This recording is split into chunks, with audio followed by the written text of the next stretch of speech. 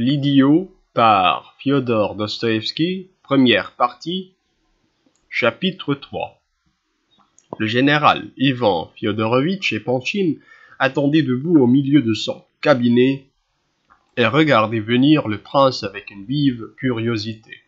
Il fit même 2 pas à sa rencontre. Le prince s'approcha et se présenta. « Bien, répondit le général. En quoi puis-je vous être utile ? Je n'ai aucune affaire urgente qui m'amène ici. Mon but est seulement de faire votre connaissance. Je ne voudrais cependant pas vous déranger, car je ne suis au courant ni de vos jours de réception, ni des ordres que vous pouvez avoir donnés pour vos audiences. Pour moi, je descends de wagon. J'arrive de Suisse.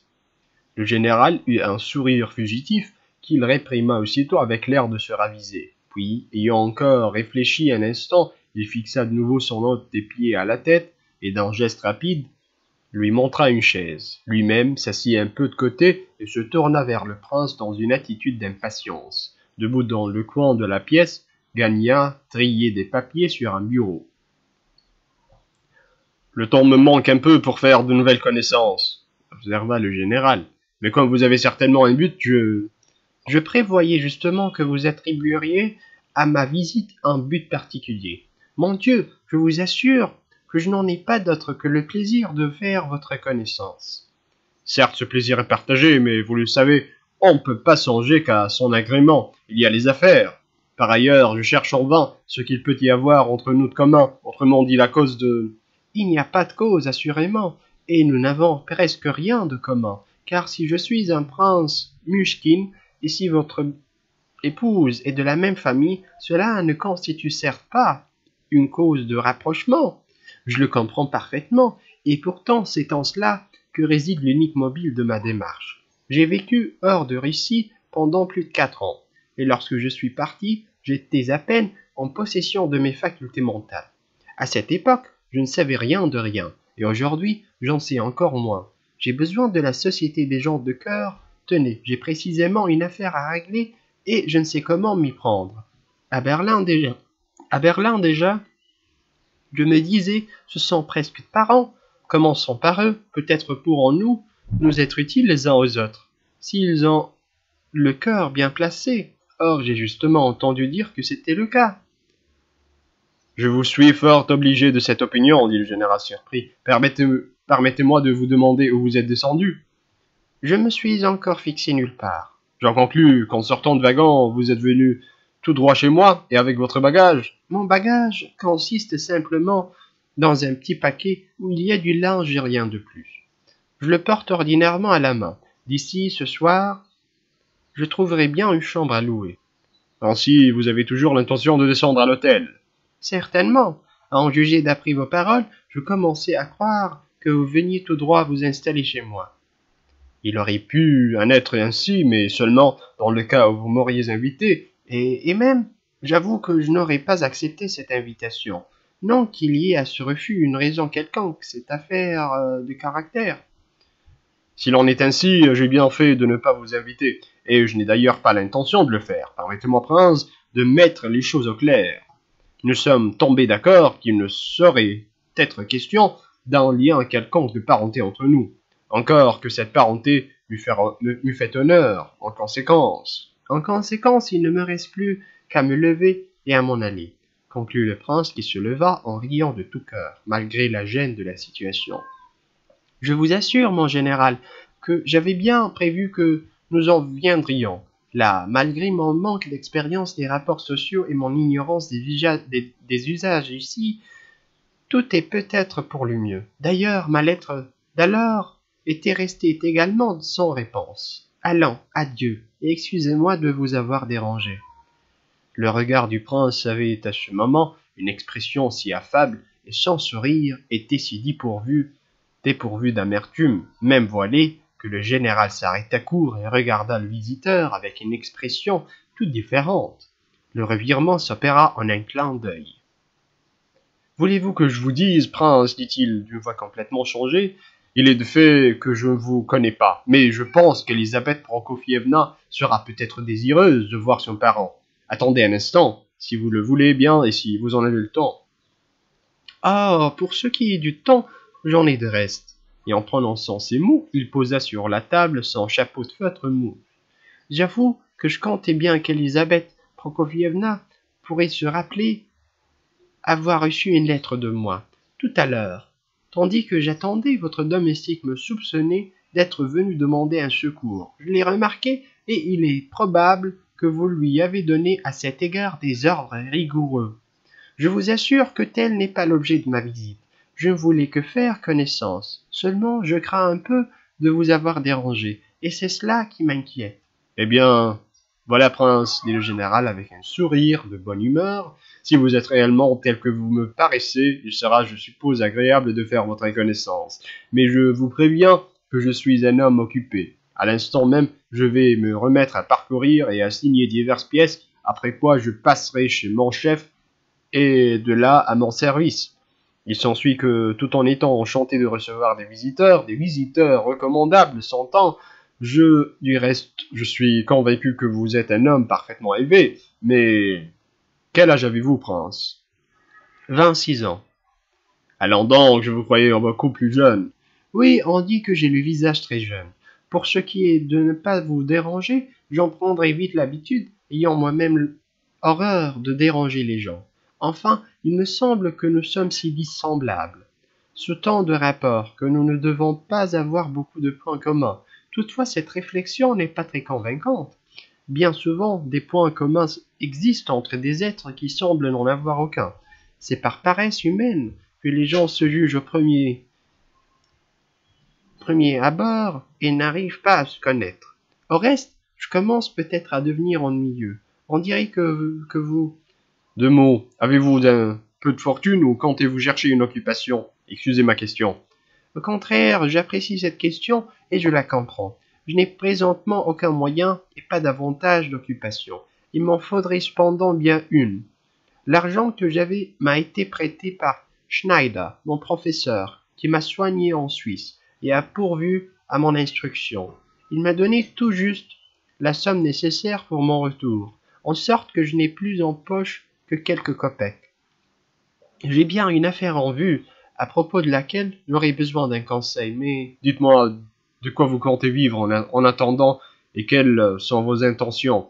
Interrompit le général.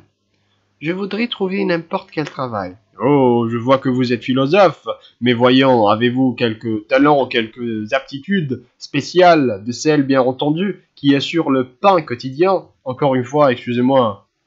Oh, ne vous excusez pas. Non, je ne crois avoir ni talent ni aptitude particulière. Loin de là, je suis un homme malade et je n'ai pas fait d'études suivies. Quant au pain quotidien, il me semble... Le général l'interrompit de nouveau et se remit à le questionner. Le prince raconta encore une fois toute son histoire. Il se trouva que le général avait entendu parler du feu Pavlistchev et qu'il avait même connu personnellement. Le prince fut incapable d'expliquer pourquoi Pavlistchev s'était intéressé à son éducation. Il attribuait cet intérêt à une ancienne amitié avec son défunt père. Après la mort de ses parents, le prince, encore en bas âge, avait été envoyé à la campagne où il avait passé toute son enfance, son état de santé exigeant le grand air. Pavlistchev l'avait confié à de vieilles parentes qui vivaient dans leur propriété. On lui avait d'abord donné une gouvernante, puis un précepteur. Il ajouta qu'il ne pouvait expliquer d'une manière satisfaisante tout ce qui s'était passé alors, car le sens de bien des choses lui échappait. Les fréquents accès de son mal l'avaient rendu presque idiot. Le prince dit en propres termes « idiot ». Il exposa enfin que Pavlistchev avait un jour rencontré à Berlin le professeur suisse Schneider, spécialiste de ce genre de maladie, qui avait dans le canton du Valais un établissement où il traitait les idiots et les aliénés, au moyen de l'hydrothérapie et de la gymnastique. Il s'occupait également de l'instruction et de la formation morale de ces malades. Pavlistchev l'avait donc envoyé en Suisse et confié à ce professeur il y a 5 ans. Mais il était mort subitement sans laisser de disposition testamentaire. Il y a 2 ans, et Schneider avait continué à soigner le prince depuis ce temps. Il n'avait pas réussi à le guérir complètement, bien que sa santé se fût grandement améliorée. Enfin, il l'avait envoyé en Russie, sur son propre désir, à l'occasion d'une circonstance qui réclamait son retour.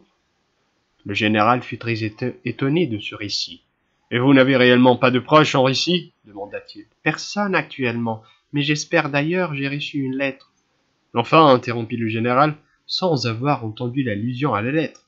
Vous avez bien appris quelque chose et votre maladie ne vous empêchera pas, je présume, d'assumer un travail facile dans une administration quelconque. » Bien sûr que non. Je désirerais même beaucoup trouver une place, afin de me rendre compte par moi-même de ce que je puis faire. J'ai étudié pendant 4 ans, bien qu'avec des interruptions, d'après la méthode du professeur, et j'ai réussi à lire beaucoup de livres russes. Des livres russes? Alors vous connaissez l'orthographe et vous pouvez rédiger sans faute. Oh, parfaitement. Fort bien. Et votre écriture? Mon écriture est excellente. On peut même dire que, sous ce rapport, j'ai un certain talent. J'écris comme un vrai calligraphe. Donnez-moi, si vous voulez, quelque chose à écrire et je vous en montrerai un spécimen, dit le prince avec chaleur. Faites-moi ce plaisir. C'est même très nécessaire. Votre bonne volonté m'enchante, prince. Vraiment, vous êtes très gentil. Vous avez un bien beau matériel de bureau, toute une collection de crayons et de plumes, un papier épais et d'une qualité superbe. Voilà un magnifique cabinet de travail. Ce paysage que vous avez là, je le connais. C'est une vue de Suisse. Je suis sûr que l'artiste l'a peint d'après nature et je crois revoir l'endroit. C'est dans le canton d'Uri. C'est fort possible, bien que le tableau ait été acheté ici. Gagnard, donnez du papier au prince. Voilà des plumes et du papier. Installez-vous à cette petite table. Que m'apportez-vous là? Demanda le général à Gagnard, qui venait de sortir de sa serviette une photographie de grand format. Ah bah, c'est Nastasie Filipovna. C'est elle-même qui te l'a donnée? Demanda-t-il avec vivacité et sur le ton d'une extrême curiosité. Elle vient de l'offrir à l'occasion d'une visite de congratulation. Je la lui avais demandé il y a longtemps. Je ne sais pas si ce n'est pas une manière de faire remarquer que je suis allé la féliciter en un pareil jour avec les mains vides, ajouta Gagnon dans un sourire amer. Assurément non, coupa le général avec conviction. Quelle drôle d'idée tu as là. Elle ne se serait pas bornée à une allusion. D'ailleurs, elle est parfaitement désintéressée. Et enfin, quelle raison pourrais-tu lui faire? Il te faudrait y mettre plusieurs milliers de roubles. Tout au plus pourrais-tu lui donner ton portrait. Dis-moi, elle ne t'a pas encore demandé ton portrait? Elle ne me l'a pas demandé et elle ne me le demandera peut-être jamais. Vous n'oubliez pas, Ivan Fyodorovitch, la soirée d'aujourd'hui. Vous figurez parmi les personnes spécialement invitées. Ah, j'y pense, et j'irai. C'est la moindre des choses. Le jour de ses 25 ans. Tiens, Gagna, je vais te vendre la mèche. Elle nous a promis, à Athanase Ivanovitch et à moi, de nous dire ce soir chez elle son dernier mot, oui ou non. Tiens-toi, le pourdi. Gagna parut soudain troublé au point de pâlir légèrement. A-t-elle vraiment dit cela? Demanda-t-il avec un certain tremblement dans la voix. Elle a donné sa parole avant-hier. Nous avions tellement insisté, tous les deux, qu'elle a cédé, mais elle a demandé qu'on ne te prévienne pas à l'avance. Le général fixait Gagnon, évidemment, la confusion de celui-ci lui était désagréable. Rappelez-vous, Ivan Fyodorovitch, dit Gagnon d'un ton embarrassé et hésitant, qu'elle m'a laissé pleine liberté de me décider jusqu'à ce qu'elle se soit déclarée elle-même. Et même après, c'est à moi que le dernier mot restera. « Eh mais serais-tu capable ?» s'exclama le général avec un air d'effroi. « Je n'ai rien dit. »« Miséricorde! Dans quelle situation vas-tu nous mettre ?»« Je ne refuse pas, je me suis peut-être mal exprimé. »« Il ne manquerait plus que tu refuses !» proféra le général sans chercher à contenir son dépit. « Mon ami, il ne suffit pas en la circonstance que tu ne refuses pas. Il faut que tu manifestes ton empressement, ta satisfaction, ta joie au moment où elle te donnera sa parole. Que se passe-t-il chez toi? Chez moi, tout marche à ma volonté, sauf que mon père fait ses folies. comme toujours, et que sa conduite tourne au scandale. Je ne lui adresse plus la parole, mais je le tiens sous ma poigne. Franchement, était ma mère. Je l'aurais mis à la porte. Bien entendu, ma mère sanglote tout le temps, ma sœur s'emporte, mais je leur ai dit catégoriquement que j'étais le maître de ma propre destinée, et que chez moi j'entendais que l'on m'obéit. Du moins, j'ai lancé tout cela à la tête de ma sœur, en présence de ma mère. Eh bien, moi, mon cher, je continue à ne pas saisir, observa pensivement le général en relevant légèrement les épaules, en écartant un peu les bras. Nina Alexandrovna, lors de sa dernière visite, tu te rappelles? S'est mise à gémir et à soupirer. Qu'avez-vous? Lui demandai-je. Elle me fit comprendre que le déshonneur menaçait sa famille. Permettez-lui, dis-je. Où voyez-vous un déshonneur? Qui peut reprocher quelque chose à Anastasie Philippovna ou dire quoi que ce soit sur son compte? Peut-on lui faire griffe d'avoir été avec Totsky? Mais c'est sans importance, surtout si l'on tient compte de certaines circonstances. Elle me dit alors, vous ne l'admettiez pas dans la société de vos filles. Belle objection, ma foi, et de la part de Nina Alexandrovna. Comment ne comprend-elle pas sa situation? Fit Gagnon pour tirer le général d'embarras. Ne vous fâchez pas contre elle, elle la comprend. Du reste, je lui ai lavé la tête pour lui apprendre à ne pas se mêler des affaires des autres. Néanmoins, chez nous, on se contient encore parce que le dernier mot n'est pas dit. Mais l'orage gronde. Si aujourd'hui ce mot est dit, il se déchaînera. Le prince entendit toute cette conversation assis dans un coin et occupé à son épreuve de calligraphie. Son travail terminé, il s'approcha du bureau et présenta la feuille au général. Alors, c'est Nastasie Philippovna, dit-il, après avoir examiné la photographie avec une curiosité attentive. Elle est admirable, ajouta-t-il avec feu. Le portrait représentait une femme d'une exceptionnelle beauté, en robe de soie noire, d'une coupe à la fois très sobre et élégante, sous une coiffure d'intérieur très simple. Ses cheveux paraissaient châtains, ses yeux étaient sombres et profonds, son front pensif. L'expression de son visage était passionnée et plutôt hautaine. Sa figure était assez maigre et peut-être aussi pâle. Gagnon et le général regardèrent le prince avec stupeur. « Comment? Vous connaissez déjà Anastasie Philippovna » demanda le général. « Oui, je suis en Russie que depuis un jour et je connais déjà cette beauté, » répondit le prince. Et là-dessus, il relata sa rencontre avec Rogojine et répéta tout ce qu'il avait appris de celui-ci. « En voilà une nouvelle, » dit le général, repris d'inquiétude, après avoir prêté la plus vive attention au récit du prince et en fixant sur Gagnon un regard scrutateur. Il est vraisemblable que tout cela se réduit à un coup de tête, balbutia Gagnon, lui aussi quelque peu troublé. Une simple frasque de fils de marchand, j'ai déjà entendu parler de ce Rogojine.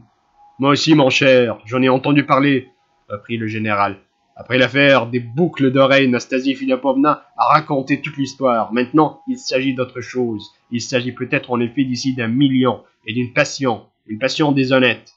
Je l'admets, mais enfin une passion. Or, on sait de quoi ces messieurs sont capables quand ils sont ivres.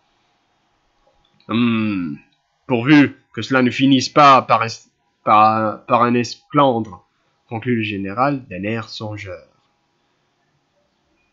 Ce million vous fait peur, dit en souriant Gagnon.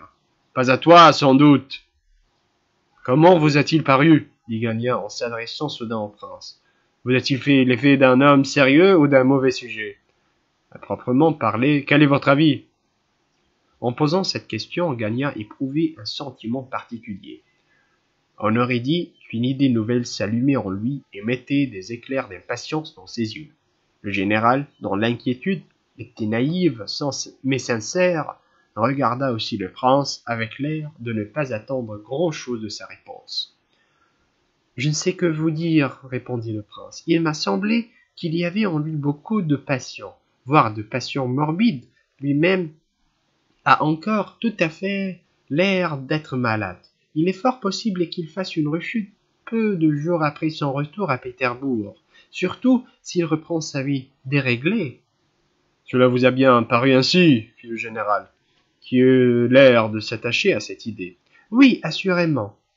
Ces éventualités peuvent se dérouler en quelques jours, mais d'ici ce soir, un fait décisif risque de se produire, dit Gagnon en ricanant. Évidemment, tout dépend de ce qui lui passera par la tête, repartit le général. Et vous savez comment elle est parfois? Qu'entends-tu par là? Qu'entends-tu par là, dit le général, en proie de nouveau à un trouble extrême. Écoute, Gagnard, ne la contredis pas aujourd'hui. Je t'en prie, tâche d'être, tu sais, en un mot d'être coulant. Pourquoi cette grimace? Écoute, Gabriel Ardalionovitch, le moment est venu de le dire. De quoi s'agit-il ici? Tu comprends qu'en ce qui concerne mon intérêt personnel dans cette affaire, il est à couvert depuis longtemps. Qu'elle soit résolue d'une manière ou d'une autre. J'en tirerai parti. Trotsky a pris une décision irrévocable. Je ne cours donc aucun risque. Il s'ensuit que, si je désire maintenant quelque chose, c'est uniquement pour ton bien. Réfléchis toi-même. N'as-tu pas confiance en moi? Et puis, je comptais sur toi, car tu es un homme, bref, un homme intelligent. Et dans le cas présent, c'est le principal, acheva Gagnon, venant au secours du général qui s'embrouillait de nouveau. Ses lèvres se crispèrent dans un sourire venimeux, qu'il ne chercha plus à dissimuler. Il fixa sur les yeux du général un regard enflammé, comme s'il eût voulu que celui-ci lût le fond de sa pensée. Le général devint cramoisi et s'emporta. Eh bien oui, le principal c'est d'être intelligent, répéta-t-il en regardant durement Gagnard. Tu es un drôle de corps, Gabriel Ardalionovitch. On dirait que tu es heureux de l'arrivée de ce fils de marchand. Comme si tu voyais là une échappatoire pour toi. Voilà, tu aurais dû, dès le début, agir en garçon avisé. Ici, il faut comprendre, il faut se montrer honnête et loyal avec les uns et les autres. Sinon, tu aurais dû prévenir plus tôt pour ne compromettre personne. D'autant que le temps n'a pas manqué pour cela. Et même, il en reste encore assez d'ici ce soir. Le général leva les sourcils d'une manière significative. Bien qu'il n'y ait plus que quelques heures. M'as-tu compris? Oui, bref. Veux-tu ou ne veux-tu pas? Si tu ne veux pas, dis-le, et bonsoir. Personne ne vous retient, Gabriel Ardalionovitch, et personne ne vous attire dans un piège, si toutefois vous en soupçonnez un. Je veux, articula Gagnon à mi-voix, mais avec fermeté. Puis il baissa les yeux, prit un air sombre et se tut. Le général se montra satisfait. Il s'était emporté, mais se repentait déjà d'être allé trop loin. Soudain, il se tourna vers le prince et une brusque inquiétude passa sur son visage à la pensée que celui-ci était présent et avait tout entendu. Mais il se calma aussitôt, un seul regard sur le personnage ayant suffi pour le rassurer entièrement. « Oh » s'écria-t-il en admirant le spécimen de calligraphie que lui soumettait le prince. « Voilà un modèle d'écriture et même un modèle rare. Regarde cela, Gagnon, quel talent !» Le prince avait écrit sur une épaisse feuille de papier vélin la phrase suivante dans l'alphabet russe du Moyen-Âge. Ceci est la signature de l'humble égoumène Paphnus. C'est la reproduction exacte de la propre signature de l'égoumène Paphnus d'après un manuscrit du XIVe siècle, expliqua le prince avec un vif mouvement de plaisir. Ils avaient des signatures superbes, nos égoumènes, et métropolites d'autrefois, et quel goût parfois, et quelle application ils y mettaient. Est-il possible, général, que vous n'ayez pas même dans votre bibliothèque l'ouvrage de Pogodine? J'ai aussi fait un modèle d'écriture d'un autre type. Voyez, cette grosse écriture ronde, c'est celle dont on se servait en France au siècle dernier. Il y avait des vraies variantes pour différentes lettres. C'était l'écriture des écrivains publics. J'en possède un spécimen. Vous conviendrez qu'elle n'est pas à son mérite. Remarquez les penses des D et des A. J'ai transcrit des caractères russes sur ce type. C'était difficile, mais je m'en suis tiré. Voici encore un modèle d'écriture originale et élégant. Voyez cette phrase? Le zèle vient à bout de tout. C'est une écriture administrative ou si vous voulez, une écriture de bureau militaire. On écrit ainsi les documents officiels adressés à de hauts personnages. C'est aussi une écriture ronde et d'une belle allure. On l'appelle écriture noire. Elle est tracée avec beaucoup de goût. Un calligraphe bannirait ses finales, ou pour mieux dire, ses amorces de finale. Tenez, observez ces petites queues de lettres inachevées et constatez que, dans l'ensemble, elles ont leur caractère. Cela révèle l'âme du copiste militaire. Il voudrait donner libre cours à sa fantaisie, suivre les inspirations de son talent, mais son uniforme le paralyse et la discipline se retrouve dans l'écriture. C'est charmant, c'est tout récemment et par hasard que j'ai découvert ce spécimen d'écriture qui m'a frappé. Et devinez où? En Suisse. Voici maintenant un spécimen courant et très pur de cursive anglaise. On ne peut rien faire de plus élégant. Tout ici est gracieux, une vraie perle. Cela, c'est une nouvelle variété d'écriture française. Je l'ai emprunté à la lettre d'un commis voyageur. C'est encore l'écriture anglaise, mais les plans sont un tout petit peu plus noirs et plus appuyés. Que dans cette écriture, il n'en faut pas plus pour compromettre l'équilibre de la clarté. L'ovale n'est pas le même, sa courbe est plus développée. De plus, les finales se donnent libre cours.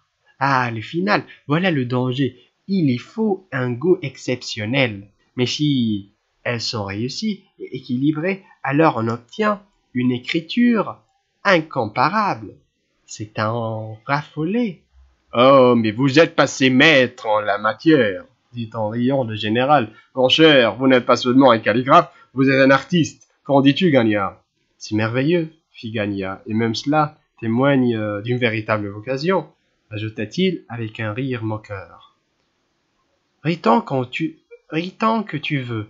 Il y a là de quoi faire une carrière, repartit le général. Savez-vous, prince, à quelle personnalité nous vous chargerons d'écrire? On peut sans hésiter fixer pour commencer vos appointements à 35 roubles par mois. Mais il est déjà 12h30, ajouta-t-il en regardant sa montre. Allons, au fait, prince, car je suis pressé et nous nous retrouverons peut-être plus de la journée. Asseyez-vous un moment, je vous ai déjà expliqué qu'il ne me serait pas possible de vous recevoir très souvent, mais je désire sincèrement vous donner un petit coup de main. Il ne s'agit, cela va de soi, que de parer au plus pressé. Ce sera ensuite à vous de vous tirer d'affaire comme vous l'entendrez. Je vous trouverai une petite place dans la chancellerie. Le travail ne sera pas trop dur, mais il faudra de l'assiduité.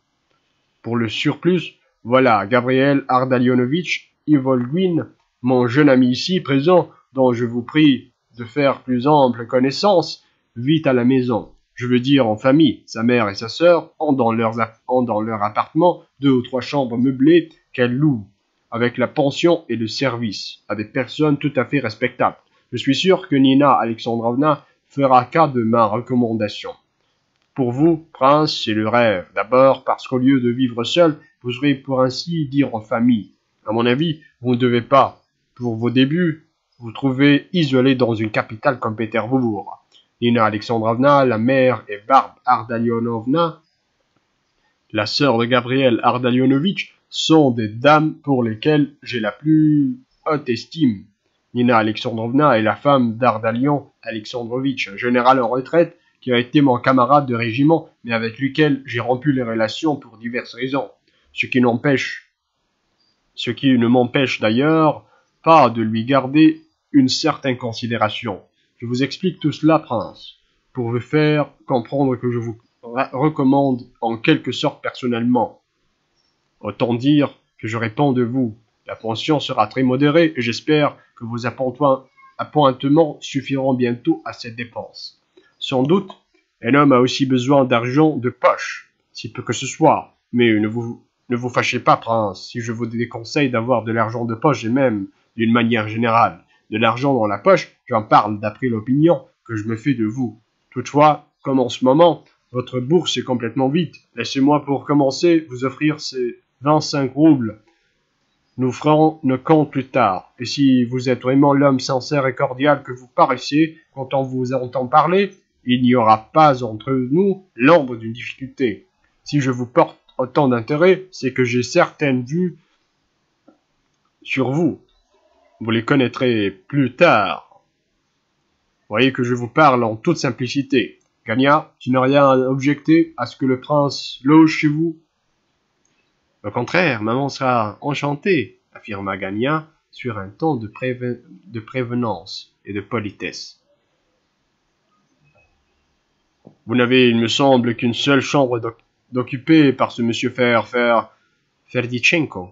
C'est cela, votre Ferdichenko ne me revient pas. C'est un bouffon de bas étage. Je ne comprends pas que Nastasie Filipovna le soutienne ainsi. Est-ce vraiment un de ses parents? Non, c'est une plaisanterie, et il n'y a aucun lien de parenté entre eux.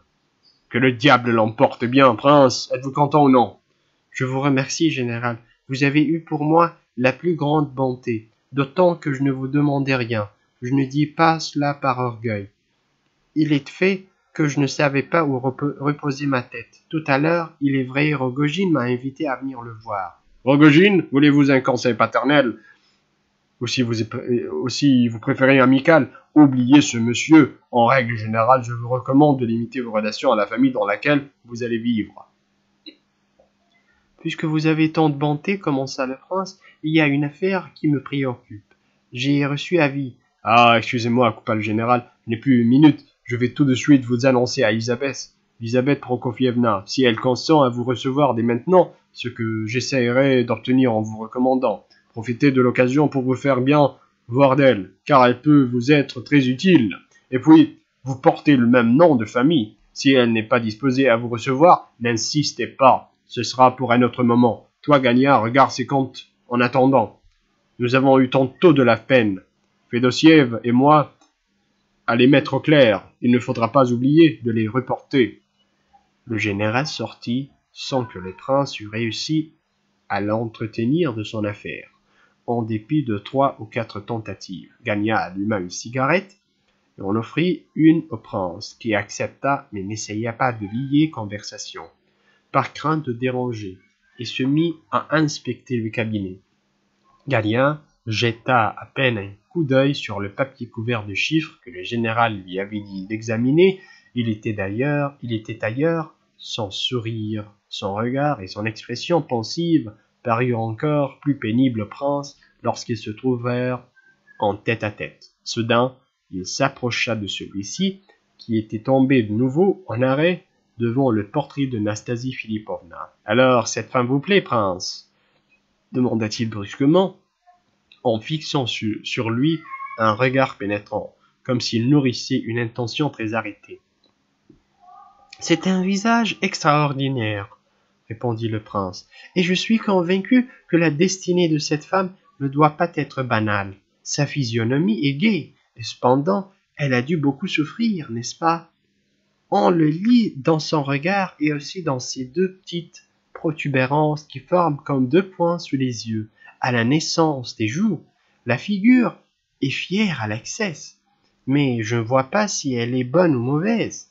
Puisse-t-elle être bonne, tout serait sauvé. » « Épouseriez-vous une femme comme celle-ci » poursuivit Gagna, sans détourner du prince son regard enflammé. « Je ne puis épouser aucune femme, dit le prince, je suis malade. »« Et Rogojine l'épousera-t-il? Qu'en pensez-vous? » ?»« Je pense qu'il l'épouserait, et du jour au lendemain, mais il pourrait bien aussi l'égorger une semaine après. » Ces derniers mots firent si violemment tressaillir Gagna que le prince eut peine à retenir un cri.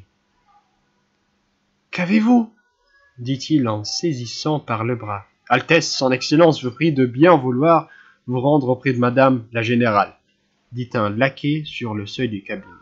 Le prince sortit derrière le laquais.